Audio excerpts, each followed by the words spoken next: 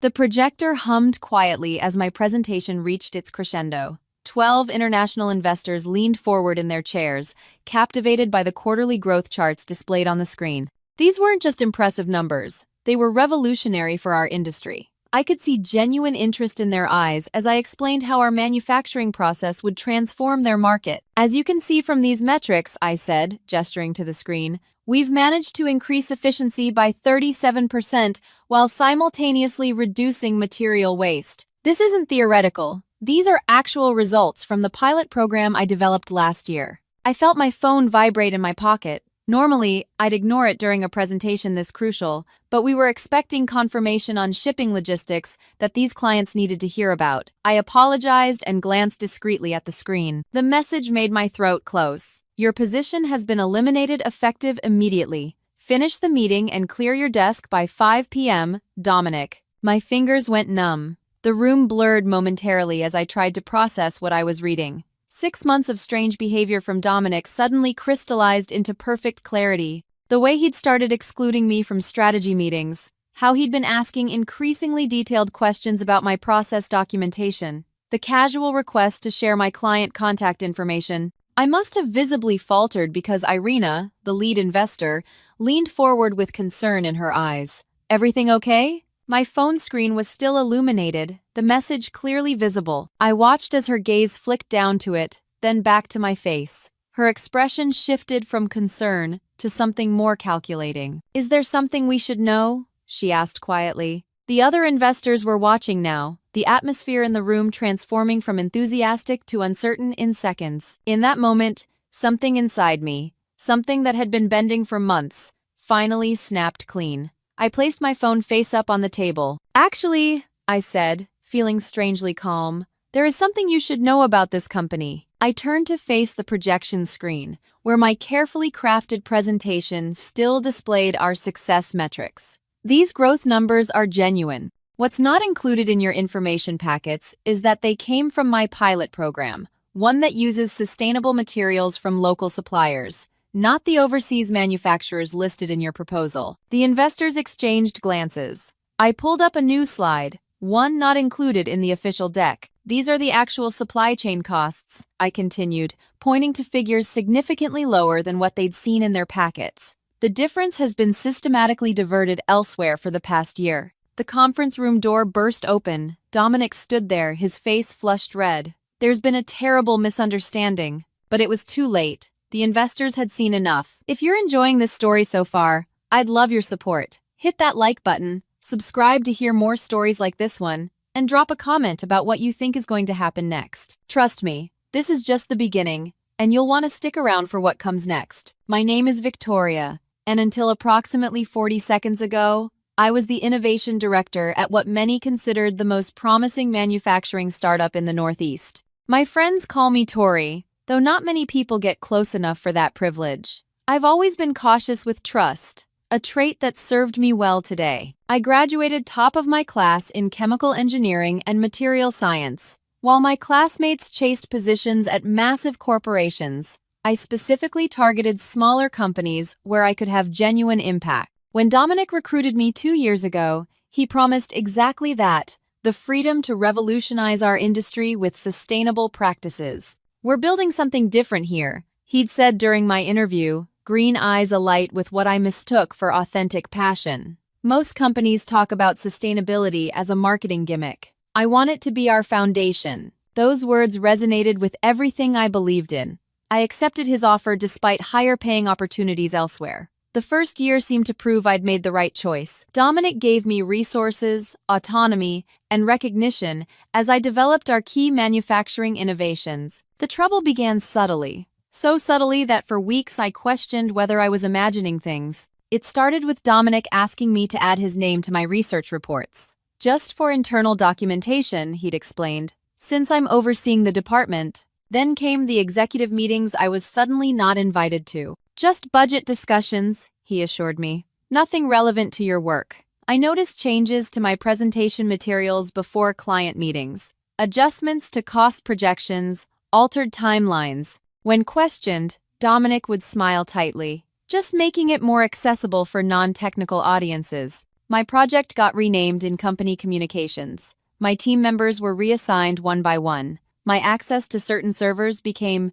temporarily unavailable due to security updates. I started keeping records after the third month of strange occurrences. Nothing dramatic, just a private document detailing changes made to my work, conversations that seemed odd, decisions that didn't align with our supposed mission. 2 months ago, I overheard something that confirmed my suspicions. I was working late, the office mostly empty, when voices drifted from the conference room. Through the partially open door, I heard Dominic speaking with our finance director, Paula. "The board is impressed with your innovation strategy," Paula said. Dominic chuckled. "They should be. The sustainability angle was exactly what we needed to differentiate ourselves." "And Victoria?" "Victoria is brilliant but naive. She genuinely believes we're saving the planet while making money. Perfect for developing the technology, but she doesn't understand the bigger picture. Which is? We use her innovations to attract premium investment, then scale with traditional manufacturing once we've secured market position. The margins are incomparable. And when she realizes, by then we'll have everything we need from her. Innovation directors are replaceable, especially ones who don't own their intellectual property." I slipped away before they could discover me, my mind racing. That night, I reviewed my employment contract with devastating clarity. The standard IP clause I'd barely noticed when signing suddenly revealed its true purpose. Anything I developed belonged to the company. But there was one thing Dominic didn't know. One crucial detail he'd overlooked. During grad school, I'd specialized in intellectual property law alongside engineering, a unique combination born from watching my professor's solar technology stolen by a corporate partner. I'd learned then that contracts have limitations, and timing is everything. I spent the next weeks preparing, documenting every alteration to my work, tracking the financial discrepancies between reported costs and actual expenses. Most importantly, researching the investors scheduled for today's presentation, which brings us back to this moment, with Dominic standing in the doorway, his face contorted with panic, and 12 investors looking between us with growing concern. "Victoria," Dominic said, voice tight with forced calm, "you're clearly upset about some organizational changes. Let's discuss this privately rather than confusing our guests with incomplete information." "Incomplete information?" I repeated softly. Interesting choice of words. I turned back to the investors. "What, Mr. Dominic isn't telling you is that the manufacturing process you're investing in, the one that reduces costs while maintaining sustainability, exists solely because I developed it against company directive." "That's preposterous," Dominic sputtered, moving toward me. I held up my hand. "The difference between the actual production costs and what's listed in your packets represents approximately 12 million in missing funds. Funds that have been consistently misreported in quarterly statements." The room temperature seemed to drop 10 degrees. The silent man in the corner, who hadn't introduced himself at the meeting's start, finally spoke. "These are serious allegations, miss?" "Victoria," I supplied. "And they're not allegations, they're documented facts." "She's distraught," Dominic cut in. "We were planning to restructure her department, and clearly the news has come as a shock." The man in the corner stood slowly. "Actually, Dominic, I think we need to hear everything Victoria has to say." Dominic's face paled. "And who exactly are you?" The man produced a business card and placed it on the table. "Gregory Lambert, Securities and Exchange Commission, Enforcement Division." As Dominic stared in horror, Irina cleared her throat. "And I represent the International Trade Commission. We've had your company on our watch list for some time." My pulse raced as I watched Dominic's carefully constructed world begin to crumble. He lunged toward my laptop, but 2 investors blocked his path. "Don't worry," I said calmly. "I've already shared the complete presentation with everyone in this room." Dominic's face drained of color as he looked around the room, suddenly realizing this wasn't simply a pitch meeting but something far more calculated. His confidence visibly crumbled as he processed that his career might be ending in real time. "This is absurd," he stammered, straightening his tie with shaking fingers. "Victoria has clearly misunderstood some internal communications. We were restructuring her department, not eliminating her position." Gregory from the SEC remained standing. "Perhaps we should continue this discussion with your legal team present." "Absolutely," Dominic replied, too quickly. "Let me reschedule this presentation for next week after we've cleared up this unfortunate misunderstanding." Irina shook her head. I think we've seen enough to warrant immediate attention. She turned to me. Victoria, you mentioned discrepancies in the supply chain reporting. Can you elaborate? I nodded, clicking to the next slide in my presentation, one Dominic had never seen. This chart shows the actual materials cost from our local suppliers compared to what's been reported to investors and the board. The room grew intensely quiet as numbers appeared on screen. The green bars represent actual costs, documented through original invoices I've preserved. The blue bars show what was reported in official financial statements. As you can see, there's a consistent 35% inflation across all categories. Gregory pulled out a notebook. And where did the difference go? Initially, I couldn't trace it, I admitted. But 3 weeks ago, I discovered something interesting. I clicked to another slide showing a bank statement. This account was opened 6 months ago under the name of a shell company called Helios Manufacturing.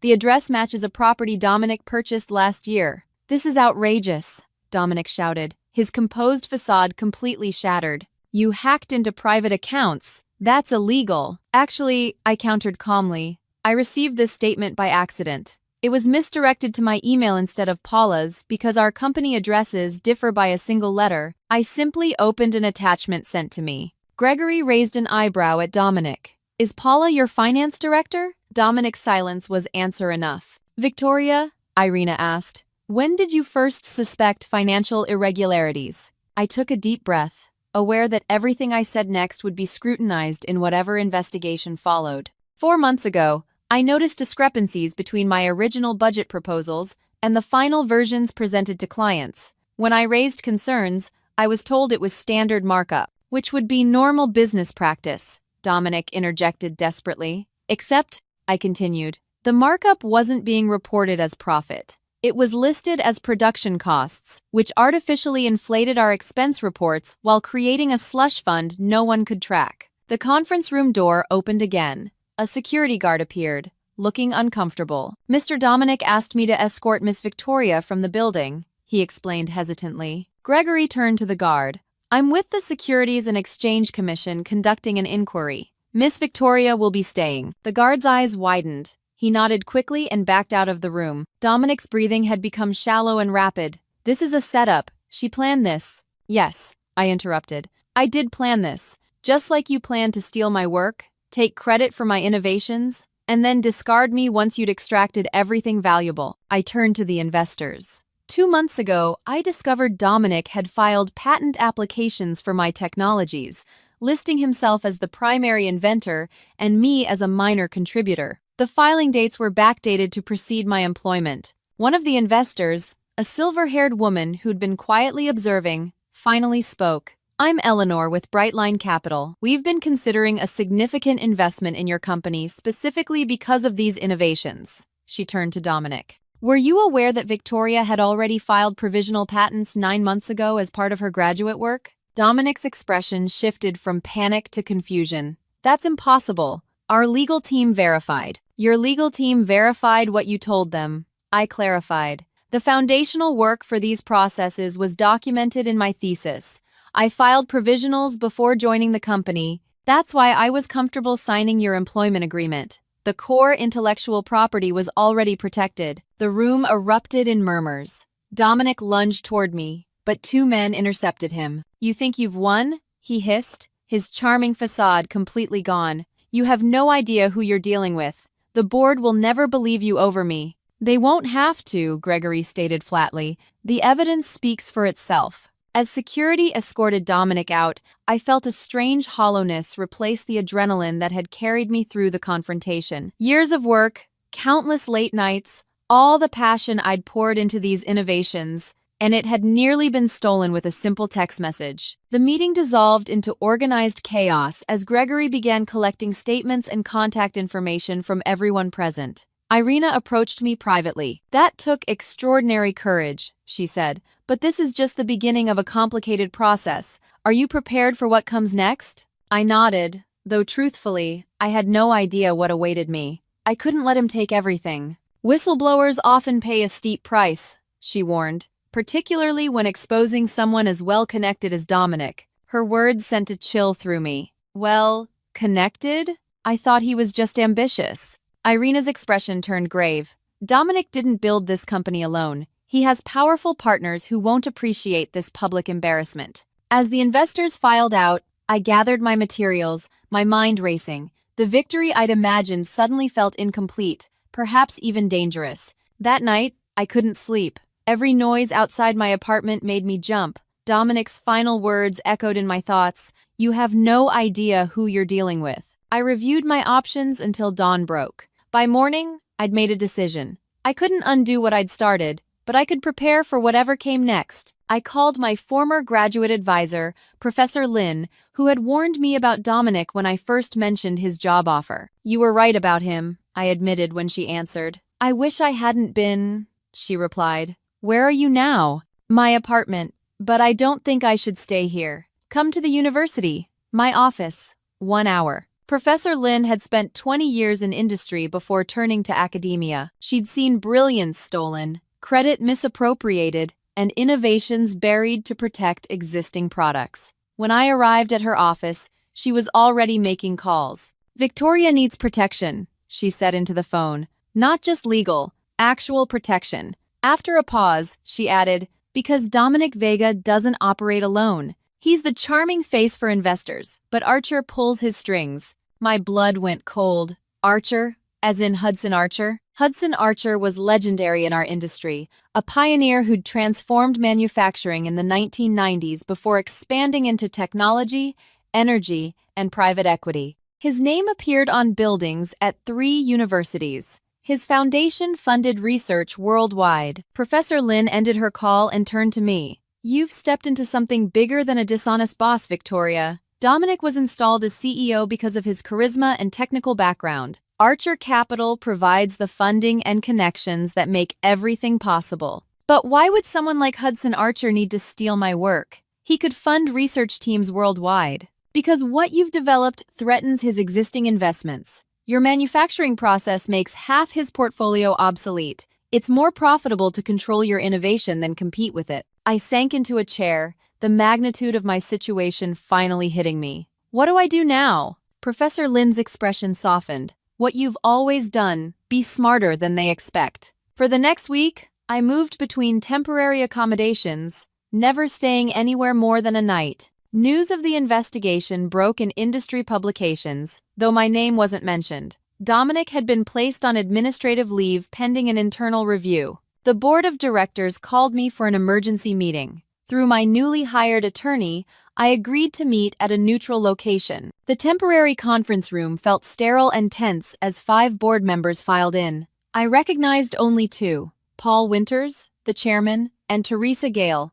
head of the finance committee. Their expressions revealed nothing as they took their seats across from me and my attorney. Paul spoke first. Miss Victoria, we want to thank you for bringing these issues to light. The board takes allegations of financial impropriety very seriously. I nodded but remained silent. However, he continued, we're concerned about the manner in which this information was disclosed. Bringing external parties into a sensitive internal matter has created significant complications. My attorney, Elena, replied before I could. My client attempted to address these concerns internally for months. She was systematically ignored and ultimately terminated for her efforts. There's no record of any formal complaints, Teresa countered. I opened my laptop. I've brought copies of 17 emails sent to leadership over the past 6 months, each flagging discrepancies in financial reporting or raising concerns about intellectual property protection. We never received these, Paul insisted.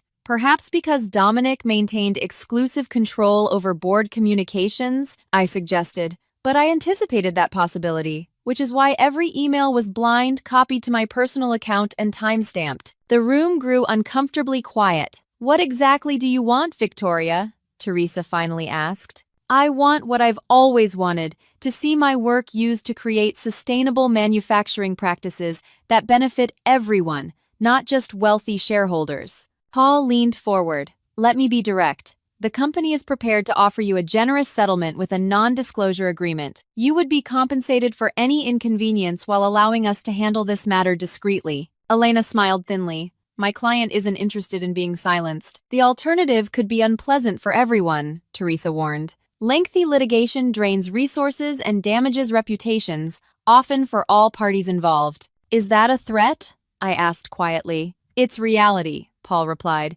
We have significant resources and an obligation to protect the company's interests. I closed my laptop. So do I. As we prepared to leave, Paul made one final attempt. Victoria, you should know that Hudson Archer has taken a personal interest in resolving this situation. He suggested meeting with you directly. The mention of his name was meant to intimidate me. Instead, it confirmed everything Professor Lin had told me. Hudson Archer wouldn't involve himself in a minor dispute unless he had significant skin in the game. I'll consider it, I replied neutrally. Outside the building, Elena gripped my arm. Be careful about meeting Archer. Men like him don't achieve that level of power by playing fair. I know, I assured her, but sometimes you need to get closer to danger before you can neutralize it. That evening, my phone rang with an unknown number. Against my better judgment, I answered. A smooth, measured voice spoke. Miss Victoria? Hudson Archer here. I believe we should talk. My pulse quickened at the sound of Hudson Archer's voice. This was the man who controlled billion-dollar industries, whose name appeared in business headlines and on university buildings. And now he was calling me directly. I appreciate you reaching out, I said, keeping my voice measured despite my racing heart. Though I'm surprised the chairman of Archer Capital gets involved in operational disputes at portfolio companies. A low chuckle came through the line. When something threatens multiple investments simultaneously, I make exceptions. His tone was casual, as though we were discussing the weather rather than my professional future.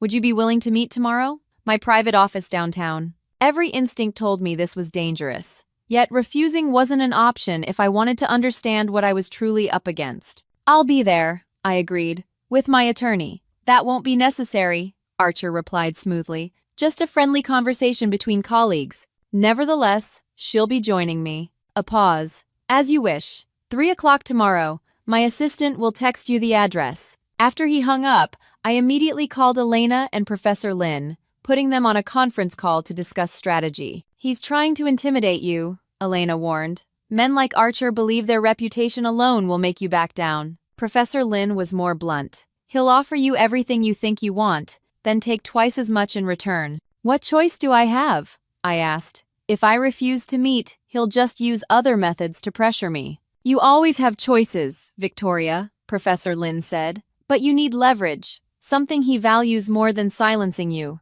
I stared out my window at the city lights, thinking about what Hudson Archer might value most. His reputation? His business empire? Then it hit me. His legacy, I whispered. Hudson Archer is 73 years old. He's been giving commencement speeches about innovation and progress for decades. What if the final chapter of his story is stealing ideas and crushing true innovation to protect outdated investments? Elena caught on immediately. Public perception. That's what someone like him can't control with money alone. Exactly, I said, ideas crystallizing rapidly. And I think I know how to approach tomorrow's meeting. I spent the night researching everything about Hudson Archer, his companies, his public statements, his philanthropic work. By morning, I had a clearer picture of the man I was facing and what might move him. The address Archer's assistant sent led to an understated building in the financial district. No company name adorned the entrance, just a simple A etched in the glass doors. The security guard checked my ID, then directed me to a private elevator that required a keycard he provided. Elena squeezed my arm reassuringly as the elevator ascended. Remember, we walk, if anything feels wrong. Your safety matters more than any outcome. The doors opened to reveal a minimalist reception area with panoramic views of the city. A poised woman greeted us. Miss Victoria, Miss Elena, Mr. Archer is expecting you. She led us through double doors into a spacious office. Hudson Archer stood as we entered. In person, he projected more authority than his photos suggested.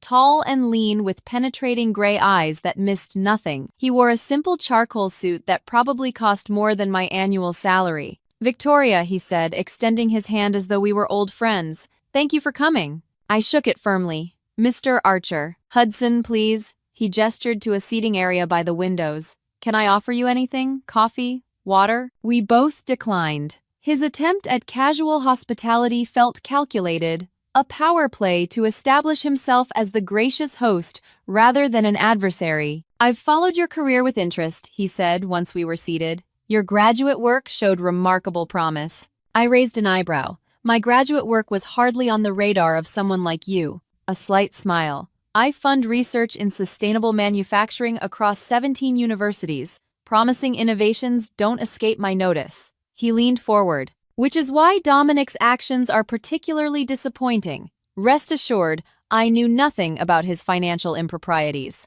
"Yet you're intervening now," Elena noted. Archer nodded. "Because Victoria's work is too valuable to be lost in legal battles and public accusations. What Dominic attempted was wrong. Full stop." His direct acknowledgement surprised me. I'd expected denials or minimalizations. "So what do you propose?" I asked carefully. "A fresh start. I'll personally ensure you receive full credit for your innovations. We'll restructure the company leadership. Your patents will remain yours, with an exclusive licensing arrangement that compensates you fairly." He named a figure that made me blink. "Additionally, you'll have complete autonomy over the sustainable manufacturing division." It was everything I should have wanted. Recognition, compensation, control over my work's implementation. Yet something felt wrong, and in exchange I prompted discretion regarding the current investigation. "We handle matters internally without further involvement from regulatory agencies." Elena shifted beside me.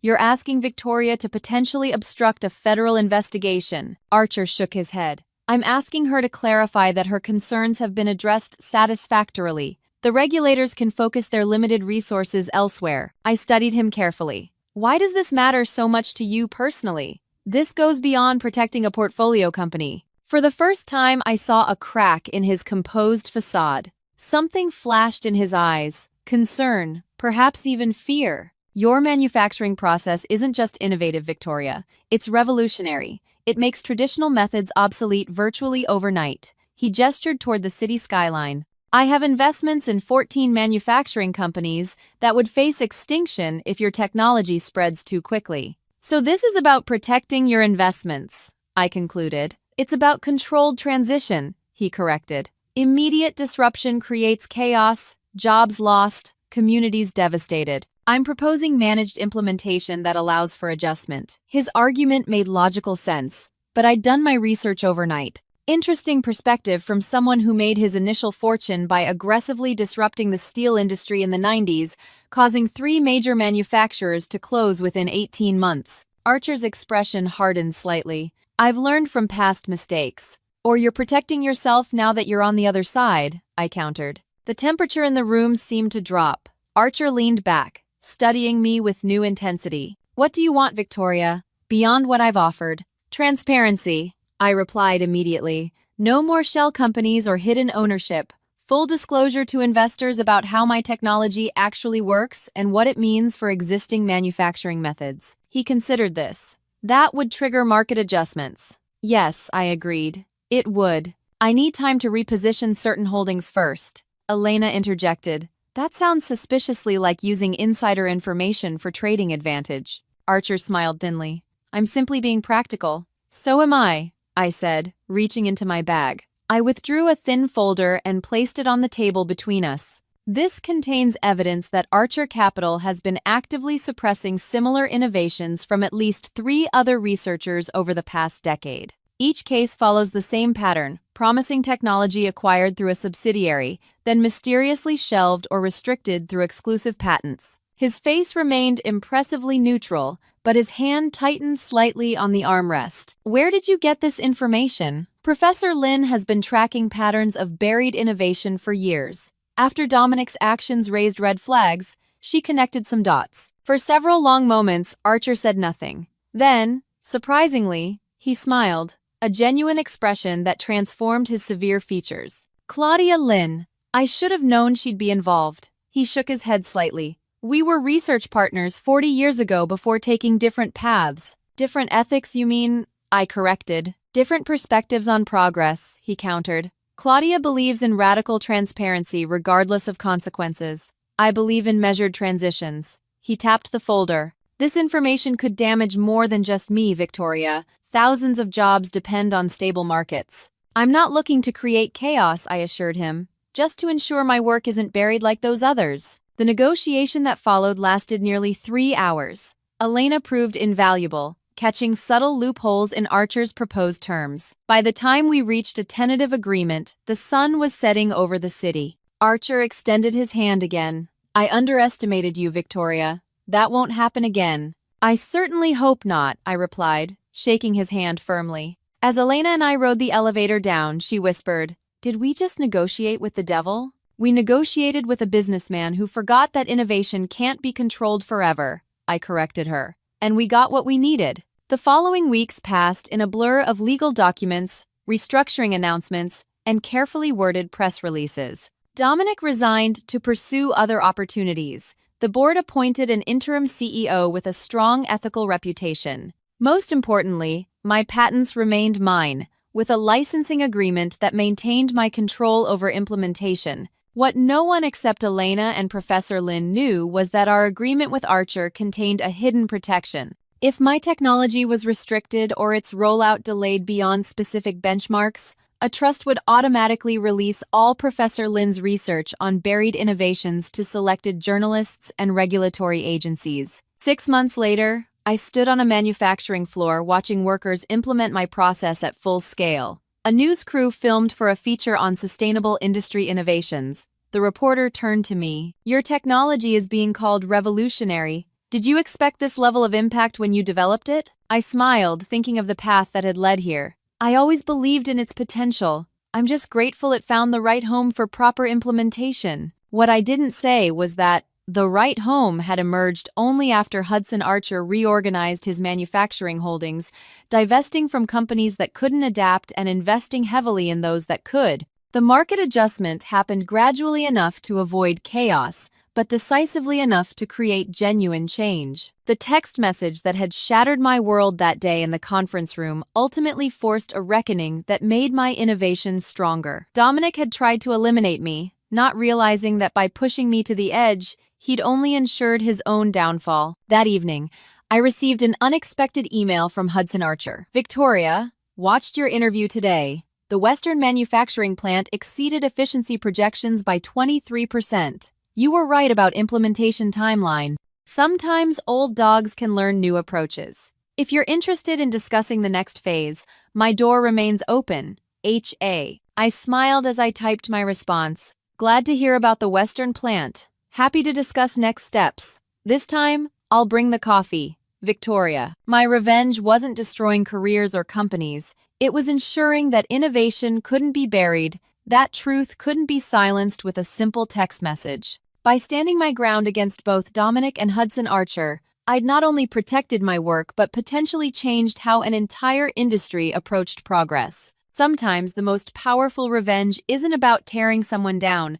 It's about building something so valuable they have no choice but to recognize your worth. If this story resonated with you, please hit that like button and subscribe for more authentic stories of resilience and determination. Have you ever stood your ground when someone tried to take credit for your work? Share your experience in the comments below. Your story might inspire someone else facing similar challenges. Remember, sometimes the most powerful thing we can do is refuse to be silenced.